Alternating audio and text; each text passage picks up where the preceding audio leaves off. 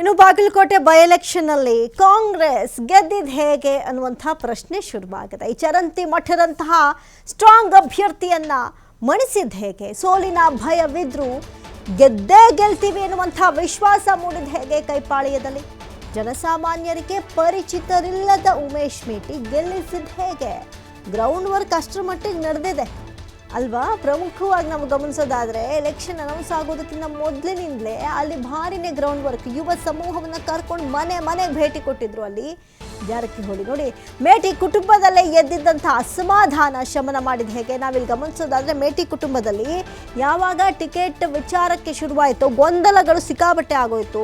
ಅವ್ರ ಮನೆಯಲ್ಲೇ ನಾ ಮುಂದು ತಾ ಮುಂದು ಅಂತ ಟಿಕೆಟ್ಗೆ ಲಾಭಿ ಮಾಡ್ತಾ ಇದ್ರು. ಒಂದು ಕಡೆ ಮಾಯಕ್ಕ ಮೇಟಿ ಆಗಿರ್ಬೋದು, ಎಲ್ಲರೂ ಕೂಡ ಕಾಂಪಿಟೇಷನ್ಗೆ ಬಿದ್ದಂಗಿದ್ರು, ಹಟ್ಟಕ್ಕೆ ಬಿದ್ದಂಗಿದ್ರು, ಜಿದ್ದಾಜಿದ್ದಿಗೆ ಬಿದ್ದಂಗಿದ್ರು, ನನಗೆ ಬೇಕು ಅಂತ ಹೇಳಿ. ಆದರೆ ಆ 4 ಮಕ್ಕಳಲ್ಲಿ ಇರುವಂಥ ಅಸಮಾಧಾನವನ್ನು ಶಮನಗೊಳಿಸಿ ಒಬ್ಬರಿಗೆ ಟಿಕೆಟ್ ಫೈನಲ್ ಮಾಡೋದಿತ್ತಲ್ಲ, ಅದು ಭಾರಿ ಕಷ್ಟ ಆಗಿತ್ತು. ಈ ಒಂದು ಆಂತರಿಕ ಶಮನ ಇದೆಯಲ್ಲ, ಅದು BJPಗೆ ಪ್ಲಸ್ ಆಗುತ್ತೆ ಅಂತ ಹೇಳಲಾಗ್ತಾ ಇತ್ತು. ಹೇಳಿ ಕೇಳಿ ಲಿಂಗಾಯತ ವೋಟ್ ಬ್ಯಾಂಕ್ ವೀರಣ್ಣ ಚರಂತಿಮಠ ಅವರಿಗೆ ವೋಟ್ ಹಾಕತ್ತೆ ಎನ್ನುವಂಥ ನಿರೀಕ್ಷೆಗಳಿತ್ತು. ಹಾಗಾಗಿ BJPಗೆಲ್ಲ ಒಂದು ಕಡೆ ಗೆಲ್ಲುವಂಥ ವಿಶ್ವಾಸವಿತ್ತು.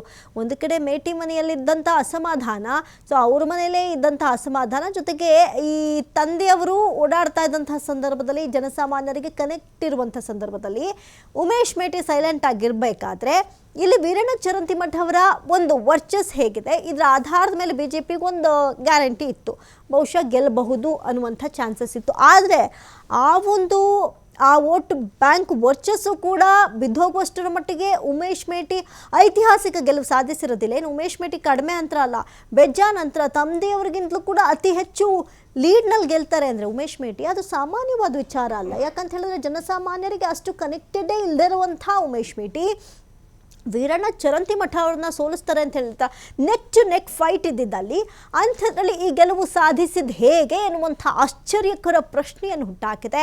ಇನ್ನು ಮೇಟಿ ಪರ ಜನರ ಒಲವು ಮೂಡಿಸಿದ ಹೇಗೆ ಅನ್ನೋದು ಕೂಡ ಪ್ರಶ್ನೆ. ಏನು ಅನುಕಂಪದ ಆಧಾರ ಇರಬಹುದಾ, ಅಥವಾ ಒಂದು ಕಡೆ ರಾಜಕೀಯ ವರ್ಚಸ್ ಇರಬಹುದಾ, ಹಿನ್ನೆಲೆ ಬ್ಯಾಕ್ಗ್ರೌಂಡಲ್ಲಿ ಮ್ಯಾಟ್ರ್ ಆಗುತ್ತೆ. ಇದು ಸಮರ್ಥಗಾಗಿರ್ಬೋದು ಅಥವಾ ಇಲ್ಲಿ ಉಮೇಶ್ ಮೇಟಿಗಾಗಿರ್ಬೋದು.